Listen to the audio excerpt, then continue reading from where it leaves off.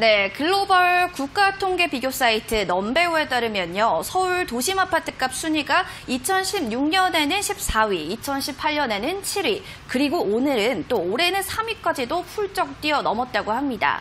이 정부의 이딴 부동산 대책에도 서울 아파트값 상승률이 세계 주요 도시 중에 최고치를 또 기록하고 있다라고 하는데 이런 부동산 규제 속에서 도심 부동산 가격 이렇게 또 오르는 이유가 뭔지 오늘 파헤쳐 보겠습니다.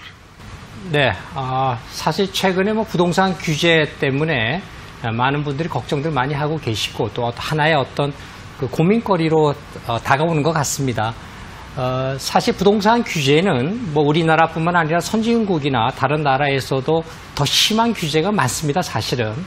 우리가 사실 규제가 좀 많이 없었다 저는 이렇게 생각을 하는데요. 이런 부동산 규제가 있음으로써 부동산 시장이 앞으로 어떻게 변할지에 대해서 제가 한번 8가지도 정리를 해봤습니다. 규제 효과로 첫 번째는 규제 효과라고 하는 것은 한 1년에서 2년 정도가 지나야 이게 평가할 수 있습니다. 현재 710 부동산 대책이 나왔지만 이게 불과 한 달 정도 이제 지났지만요. 이게 사실 한 1년, 2년 지나야 이 규제가 어떻게 시장에 긍정적인 영향을 줬는지 또 부정적인 영향을 줄 것인지를 평가할 수가 있습니다. 그래서 좀 더 규제 효과에 대해서는 좀 지켜봐야 되겠다라는 걸 좀 말씀드리고 싶고요. 또 이 규제는 사실 영원한 규제는 없습니다. 사실 규제라고 하는 것은 풀어지기도 하고요. 또 조일 때도 있고요. 또 규제는 나중에 어떤 시장의 어떤 변화에 따라서 변할 수가 있다는 걸 염두에 두셔야 됩니다. 따라서 현재 규제에 너무 얽매이는 그런 마인드는 좀 버려졌으면 하고요. 세 번째는 아까 말씀드린 대로 모든 국가에는요 부동산 규제라고 하는 것이 다 있습니다. 정부에서 하는 규제도 있지만 미국 같은 경우에는 민간이 하는 규제도 있다는 거 알고 계신가요? 미국에서는 사실 그 타운하우스에 들어가려고 하면 집주인이 어떤 입주자를 월세 입주자를 받아들이려고 해도요 입주민 회의에서 리젝트 거절할 수가 있습니다. 상당히 아주 엄격한 그런 규제가 있는 것이죠. 우리나라는 그렇지 않죠. 집주인이 일단 허락만 하면 다 전세든 월세든 들어갈 수가 있지만 또 이렇지 않은 그런 선진국들도 있습니다. 그래서 이런 규제는 항상 존재하고 있다라는 걸 알고 계시고요. 네 번째는 이런 규제가 생겼을 때 여러분들께서는 빨리 공부를 좀 많이 하셔야 됩니다. 또 이걸 이해하셔야 되고 이해한 다음에 어떠한 대처 방안을 만들 것인지를 고민을 하셔야 됩니다. 그래서 부동산은 우리가 사실 죽을 때까지 공부를 해야 되는 그런 분야인 것 같아요. 다섯 번째는 규제는 사실 필요악입니다. 이게 사실 규제가 없이는요 시장이 완전히 망가지겠죠. 그래서 규제라고 하는 것은 항상 필요하다라는 것을 좀 알고 계시면 되고 사실 이런 규제가 있기 때문에 부동산 시장은 어떻게 보면 건전하게 발전할 수 있는 하나의 기름 역할을 할 수가 있습니다. 또 사실 이러한 강력한 규제가 쏟아질 때는 손바꿈이 또 달라질 수가 있어요. 그래서 공정거래라고 하나요? 부동산으로 많이 버신 분이 이런 규제 속에서 또 털고 나오시는 분들도 있고요.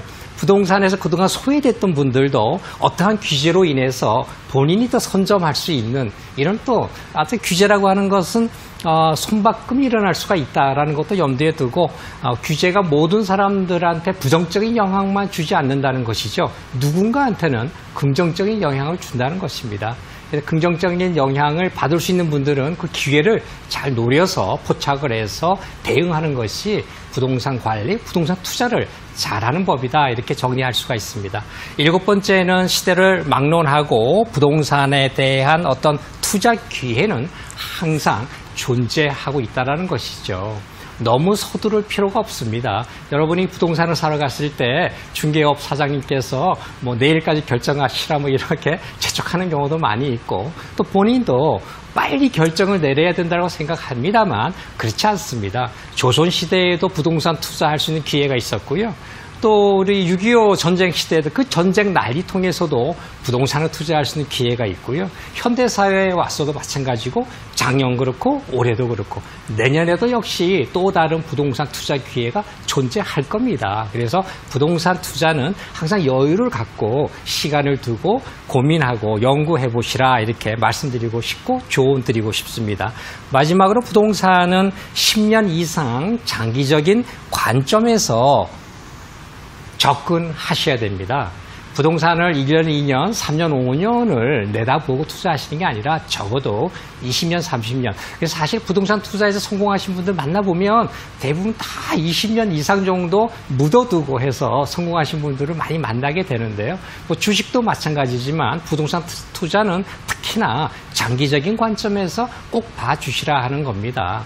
현재 내가 살고 있는 아파트 단지가 굉장히 노후화되고 주변이 좀 이렇게 편리성이 떨어지는 지역이지만 앞으로 20년, 30년 뒤에는 그 낙후된 지역이 새로운 도시로 변모할 수 있는 그런 가능성도 있다라고 하는 것이죠. 따라서 그런 가능성을 어떻게 보느냐 하는 것을 오늘 제가 정리를 해서 말씀드리려고 합니다. 고층 빌딩이 사실 여러분 그 도심에 많이 있죠. 대표적인 게 우리 잠실 롯데월드 타워, 뭐 엄청나게 높은 타워죠. 삼성그룹 본사가 어디에 있습니까, 여러분? 강남역 사거리에 있죠.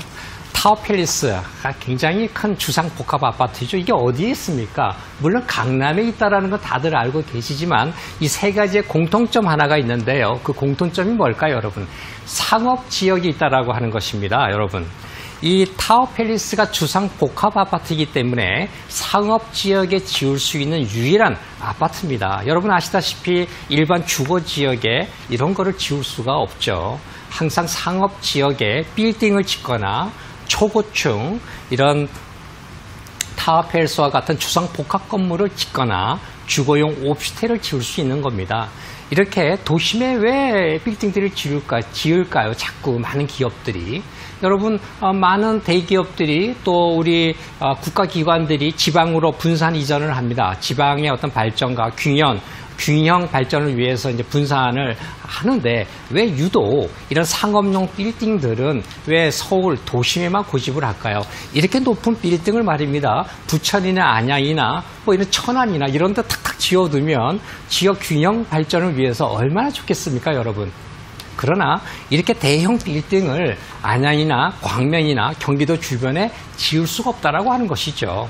왜냐하면 이렇게 대형 빌딩을 경기도 인근에 짓게 되면 이 빌딩이 제 기능을 다 할 수가 없습니다. 이 빌딩에 근무하는 직원들이 전 지역의 사통팔달에 어떤 교통수단을 통해서 출퇴근을 해야 되는데 그게 불가능하죠.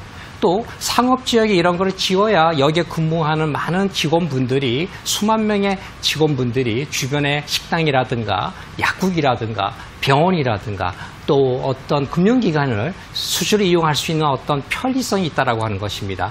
또 이런 상업지역은 버스가 밤 12시 넘어서도 다니기도 하고요. 또 야간에 전용 또 버스들도 다니지 않습니까? 이렇게 어떤 상업지역에 대형 빌딩이 들어설 수밖에 없는 것이죠. 그래서 우리가 이제 이런 얘기 많이 합니다. 강남 테헤란로가 사실 이제 도심의 우리나라 서울의 중심의 어떤 상업 도시 어떤 군인데요.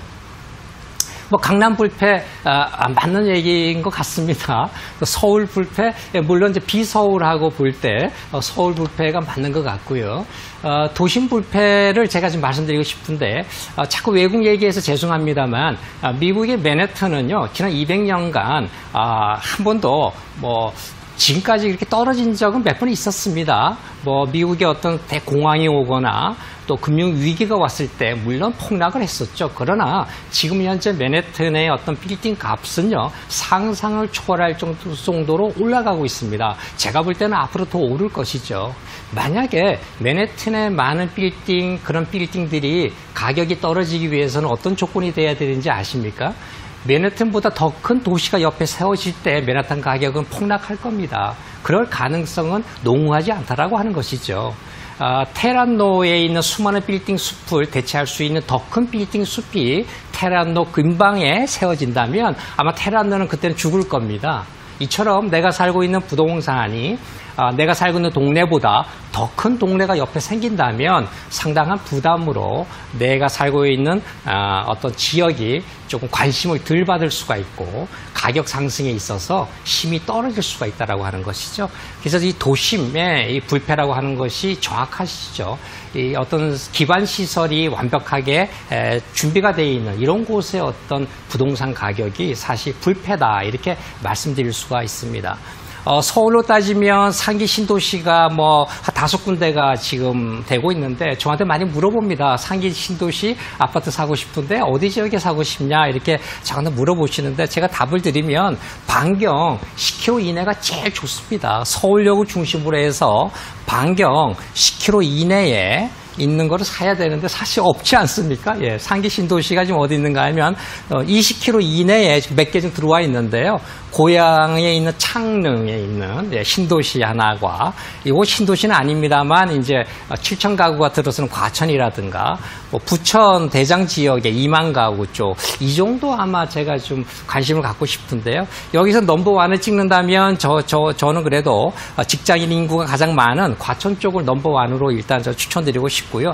넘버2는 10km 이내에 가까이 있는 고향 창릉 쪽 38,000 가구라고 하는 엄청난 신도시가 마련이 되고 있어서 이 정도가 괜찮지 않을까 생각을 합니다.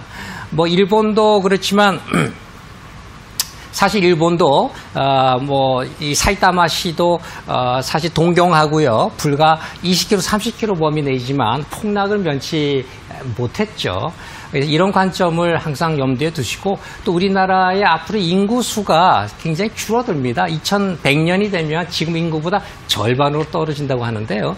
2050년부터는 제주도 인구가 한 68만 명 정도 된다고 하는데 그런 65만 명 가까이가 매년 줄어들기 시작을 합니다. 더 큰 문제는 1인 가구인데요. 이게 이제 30%가 초과했어요. 전체 가구에. 전국에 뭐 한 600만 가구가 다 1인 가구인데 도심의 원룸 가격이 지금 상승하고 있다라고 하는 점을 새로이 부각되고 있죠.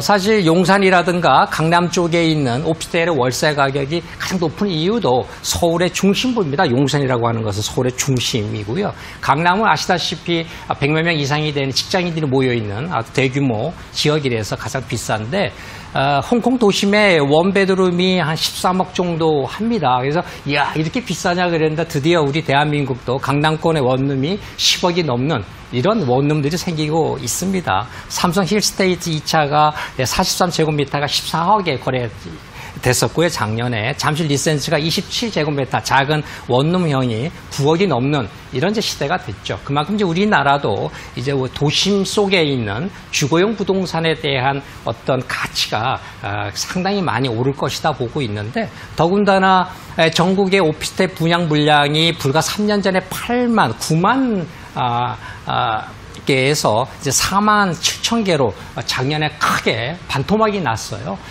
그만큼 이제는 이런 주거용 부동산을 도심에 지을 수 있는 땅이 그렇게 많지 않다라는 거고요. 공급의 감소로 인해서 도심 속의 주거용 부동산의 가격 상승은 아마 크게 벌어질 것이다 이렇게 생각을 하고 있습니다. 이 정도로 하고요. 도심 속의 부동산 정리를 마치도록 하겠습니다. 네, 감사합니다. 도심 부동산 가격에 대해서 또 이야기 나눠봤습니다. 부동산 정책이 발표된 후 이 가격의 증가세가 하락하다 다시금 상승하는 모습이 나타나고 있는데요. 특히 도심의 부동산 상승세가 남달랐다는 점은 기억해 주시기 바라겠습니다. 자, 그럼 여운봉 전문가님의 무료 강의를 드릴 수 있는 1:1 상담도 안내 도와드리겠습니다.